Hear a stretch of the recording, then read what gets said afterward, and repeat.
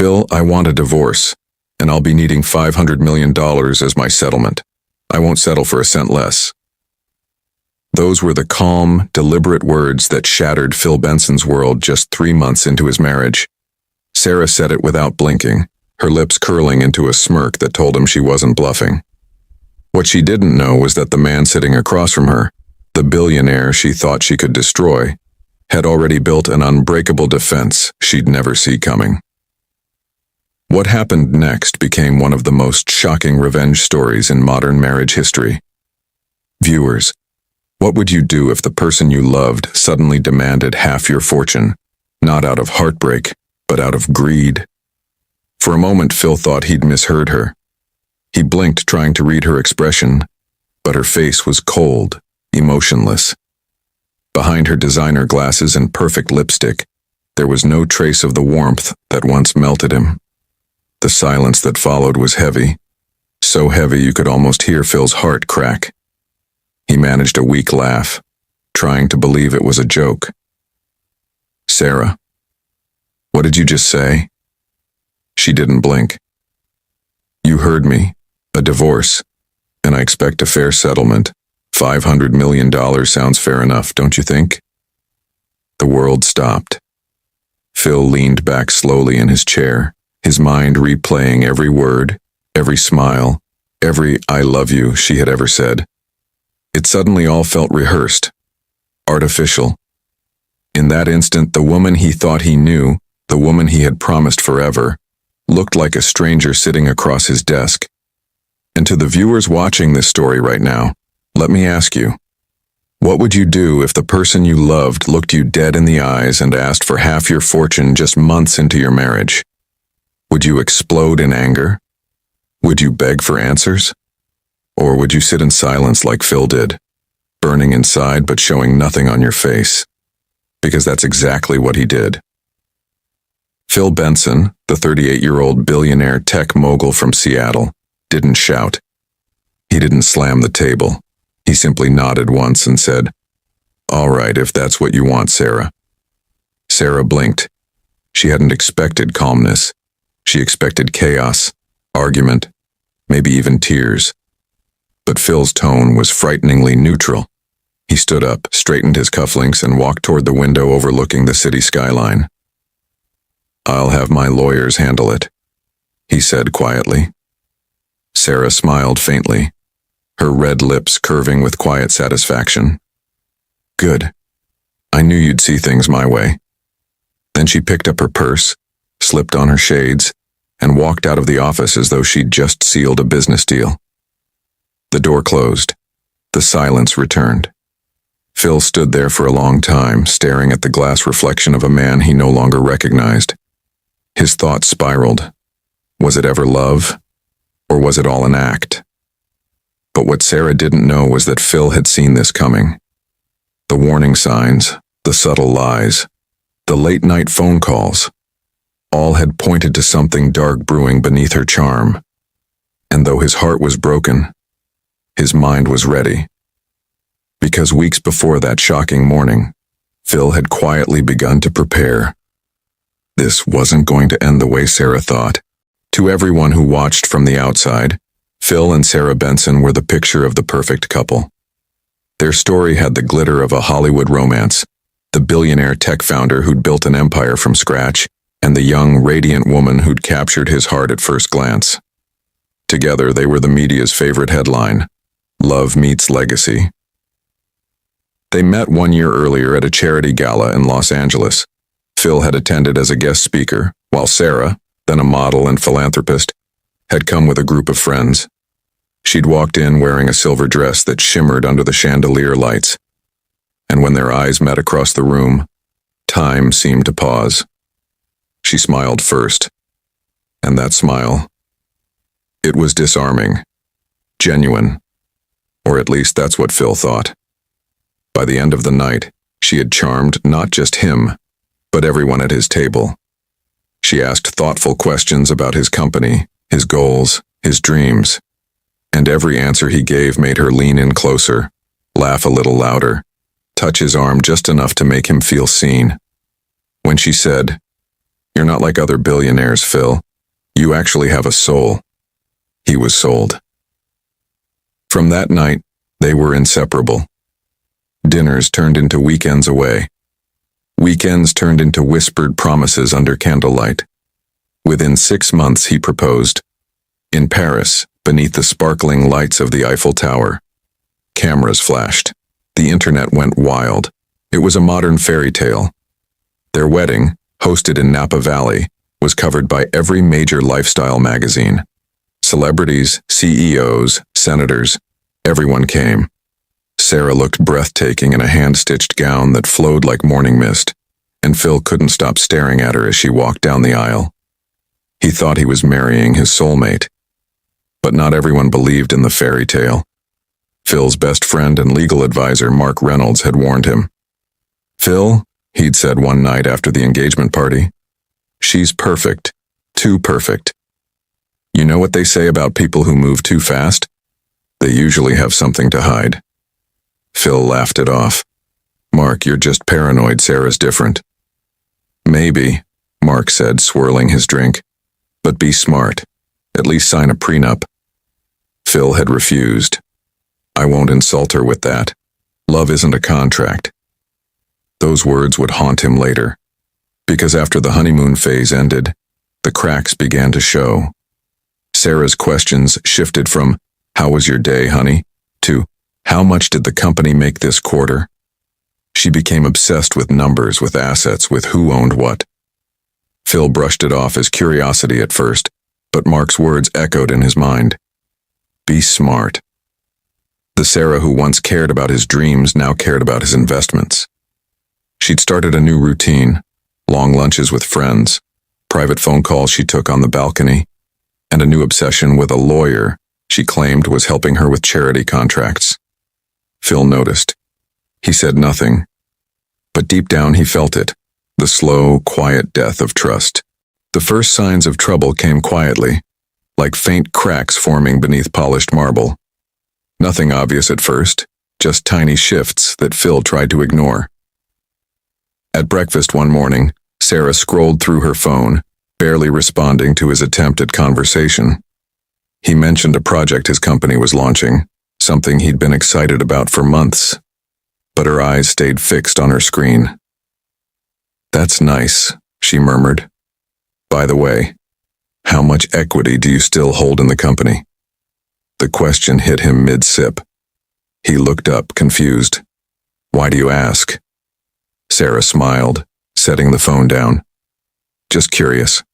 I mean, you've built something huge, and I never asked how it's all structured, for the future."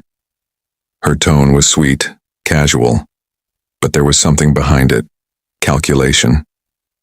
From that moment, Phil began to notice patterns. Her conversations always led back to money, his money. She'd ask how much his penthouse was worth, how many cars he owned, how much his stock options could sell for if he ever retired. At first, he blamed himself. Maybe he wasn't giving her enough attention. Maybe she just wanted to feel involved. So he took her on trips, Italy, Dubai, the Bahamas, hoping the warmth would return. But even under the world's most beautiful sunsets, her eyes always seemed distant. One evening, in Florence, while Phil admired the cathedral view from their balcony, Sarah excused herself to take a call. Her voice was hushed, her back turned. When she re-entered the suite, she smiled a little too quickly, and her phone was tucked tightly into her purse. Later, when she went to shower, Phil's curiosity got the better of him. He checked her call log. The same number appeared over and over again, a contact saved as Liam, legal. Phil froze. He remembered her mentioning a lawyer helping her set up a nonprofit. But why so many calls? Why late at night? And why the secrecy?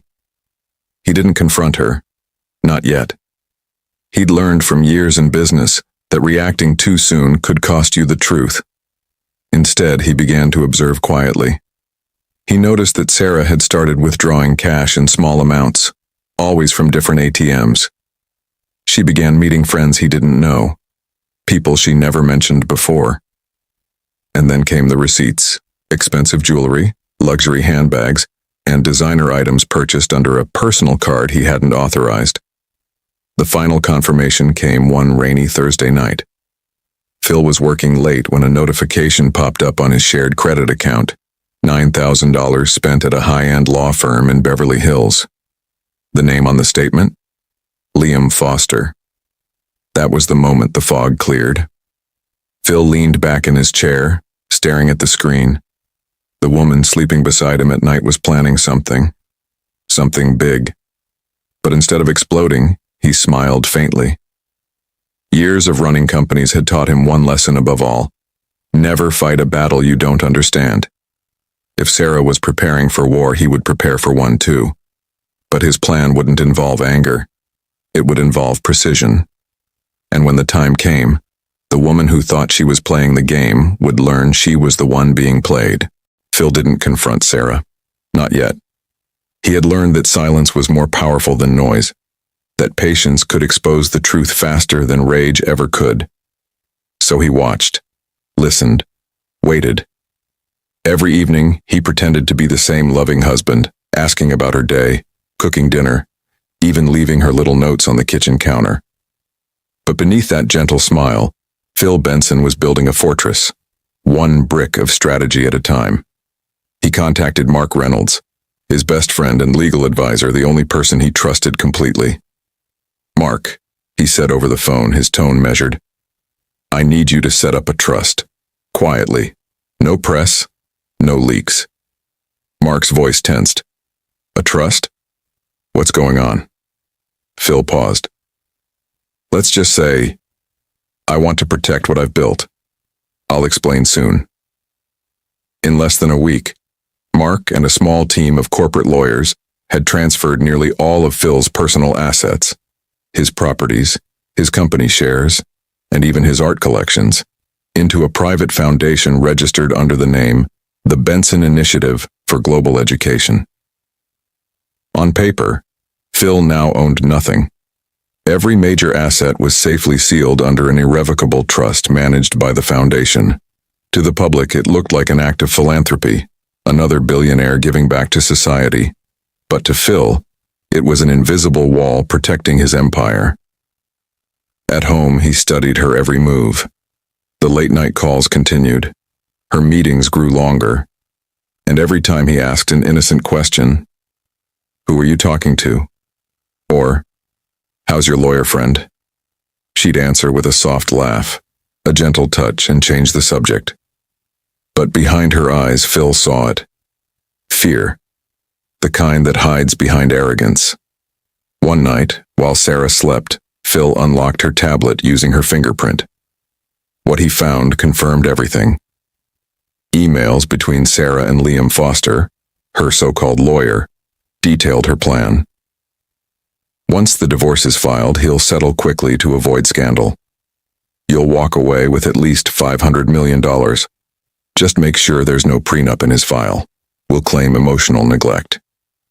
Phil stared at the words for a long time, the weight of betrayal pressing on his chest. The woman who once whispered, "I love you," in his ear was now plotting his financial ruin. But he didn't delete the emails. He forwarded them to Mark with a single message. "Keep everything. We'll need this soon." From that day on, every move Sarah made was documented. Every suspicious purchase, every secret meeting, every financial transaction, all logged and time-stamped. Sarah thought she was ahead. She believed her beauty and charm could win her any battle. But Phil was no longer the man she married. He had become quiet, calculating, and unshakably calm. When he looked at her across the dinner table, smiling faintly as she lied about her charity meetings, he felt no anger anymore, only resolve. He knew the storm was coming, and when it arrived, he'd be ready to stand in it without flinching. It happened on a bright Friday morning. The sky was clear, the sun stretched lazily across the Seattle skyline, and Phil was at his home office reviewing a proposal for an AI partnership in Europe. He was calm, focused, until the door opened. Sarah walked in unannounced, wearing a white silk blouse and that same faint perfume she wore the night they first met. But this time, the scent didn't remind him of love. It smelled like strategy. She stood by the door for a moment, silent, watching him. Then she said it, the same words that would later echo through his mind like a broken record. "Phil, I want a divorce, and I'll be needing $500 million as my settlement." Phil didn't look up immediately. He finished typing the last line of his email, clicked send, and only then turned his chair to face her. Her face was flawless, every hair in place, lips painted deep crimson. But behind the glamour, her eyes betrayed something, greed, wrapped in confidence.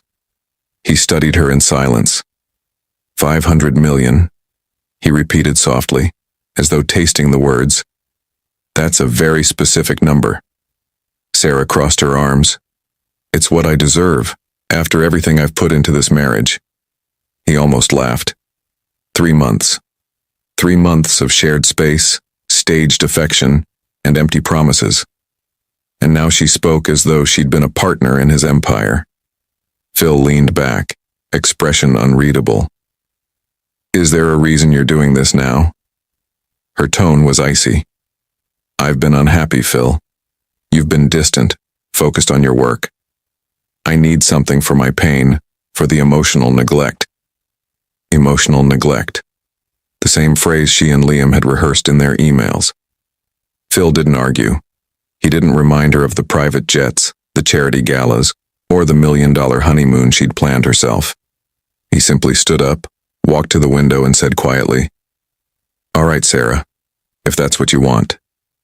She blinked. You agree? He turned, his expression calm. Yes. My lawyers will be in touch. Sarah smiled faintly, that dangerous smile of someone who believed she'd just won. Good. I knew you'd see things my way. As she walked out, her heels clicking across the marble floor, Phil watched her go.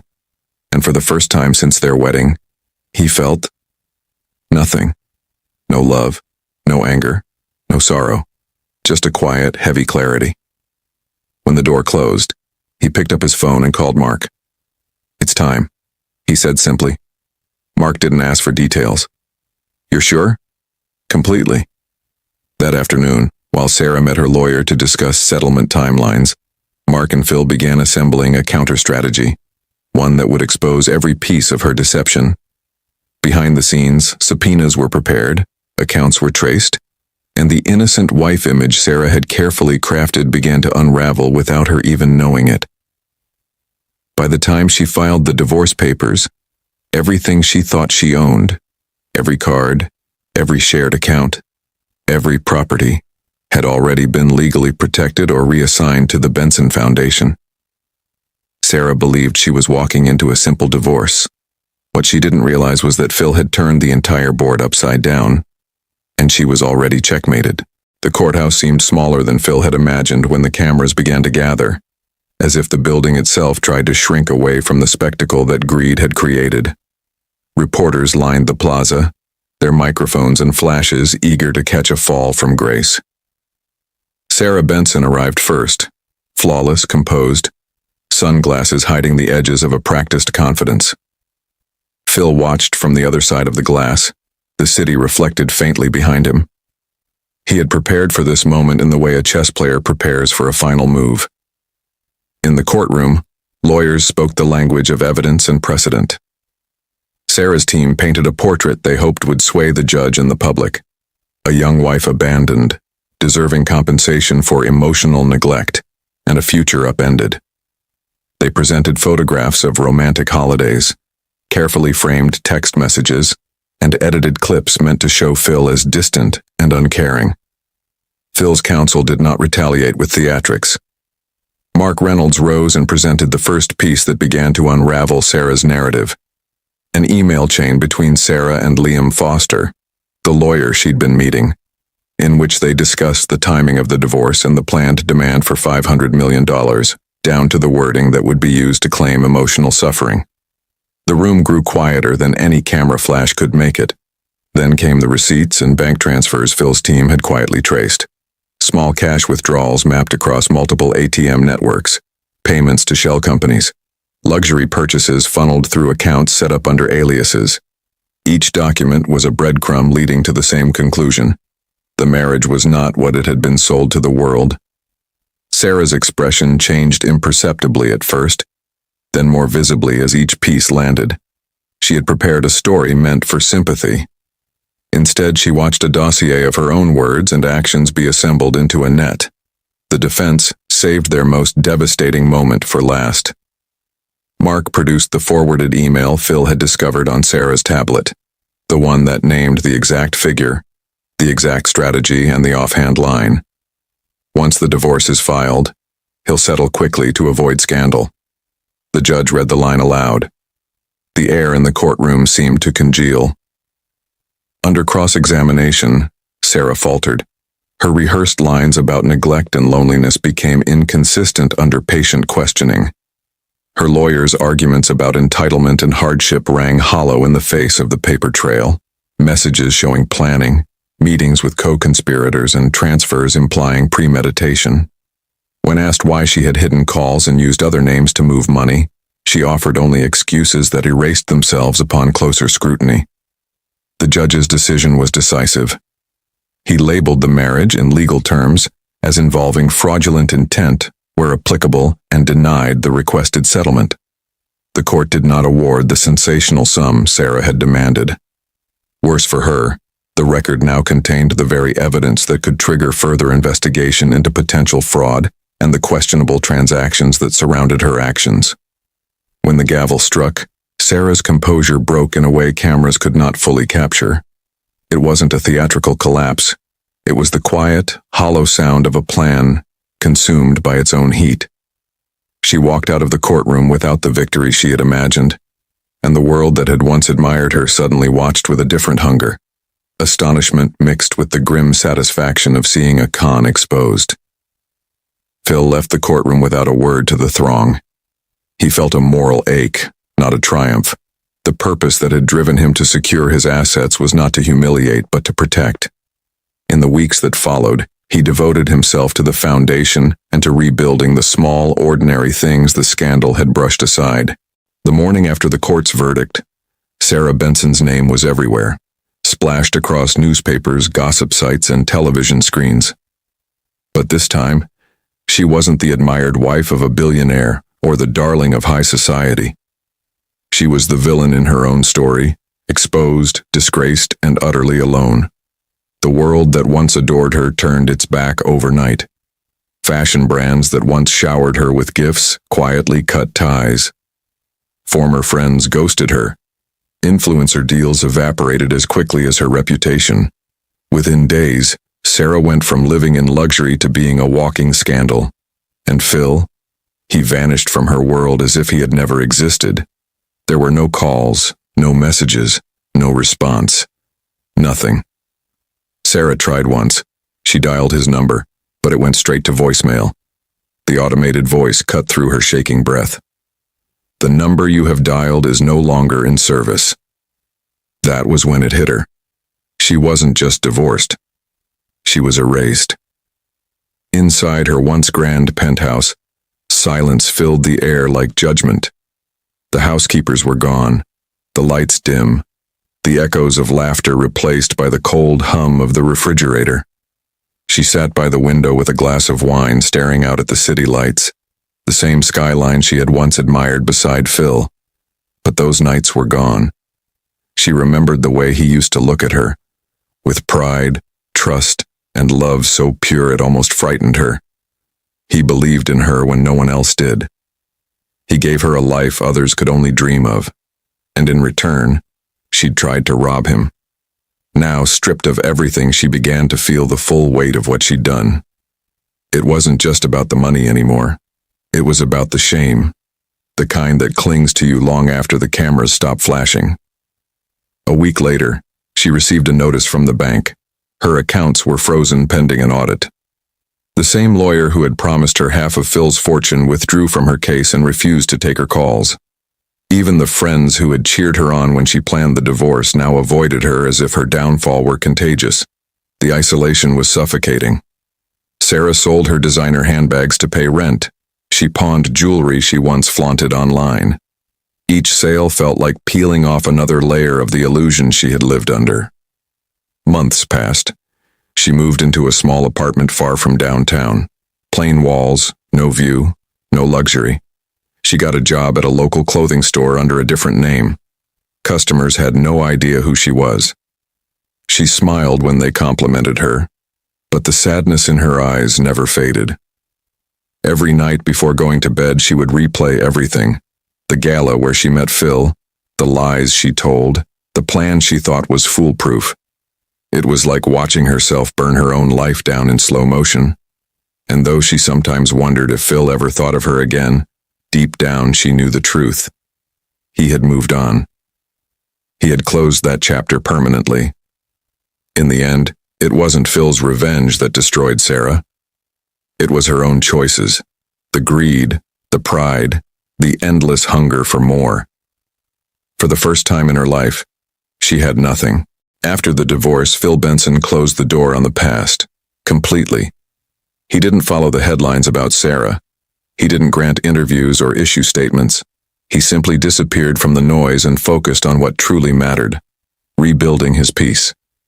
His friends expected bitterness, but Phil wasn't interested in revenge or sympathy. The ordeal had already taken enough from him, his trust, his peace, his time. He wasn't going to let it take his soul too.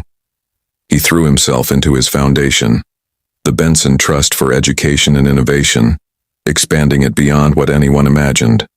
The same organization Sarah once dismissed as your little charity project became his new legacy. He funded schools, scholarships, and startups led by young dreamers who reminded him of the man he once was, hopeful, hungry, and determined. Mornings began before dawn. While the city slept, Phil reviewed proposals, wrote personal notes to students he sponsored, and visited communities his program supported. The work filled the emptiness that betrayal had left behind. Mark, his closest friend and legal counsel, noticed the difference. "You're calmer now," he said one evening. Phil nodded. "When you walk through fire and survive, you stop fearing the heat." The public saw him as a symbol of grace under pressure. He refused to badmouth Sarah, even when asked directly by journalists. "Some lessons," he once said in an interview, "are too expensive to forget. But they're worth every penny if they change who you become." He wasn't the same man anymore. He'd learned that love without truth was illusion, and trust without wisdom was a risk he'd never take again. Despite the attention that came with his success, Phil stayed alone by choice. He didn't date. He didn't entertain rumors. When asked about love, he only smiled and said, "Some hearts don't need replacing. They just need peace." His days were simple now, mornings filled with work, evenings with quiet reflection. Sometimes he'd stand on his balcony overlooking the city and feel something rare, contentment. Not because he had billions, but because he had clarity. Phil Benson had once been a man deceived by love. Now he was a man defined by purpose. And though he never spoke of Sarah again, her memory lived only as a reminder that peace begins where greed ends. Years passed and Phil Benson's name became synonymous not with scandal, but with integrity. What began as an effort to rebuild his peace evolved into a movement that touched lives across the nation. His foundation, the Benson Trust for Education and Innovation, funded over 100 schools, countless scholarships, and tech programs for underprivileged youth. He had turned betrayal into purpose. Every award he received, every success story he read from one of his beneficiaries, reminded him that pain can become power if you channel it right. But for Phil, it was never about applause. It was about meaning, something money had never truly given him before. He lived quietly in his penthouse overlooking Manhattan, though the place felt different now. Simpler, more grounded. The extravagant decor that once impressed guests had been replaced with photos of students, letters of gratitude, and books on leadership and resilience. Phil no longer measured life by wealth or love lost. He measured it by peace.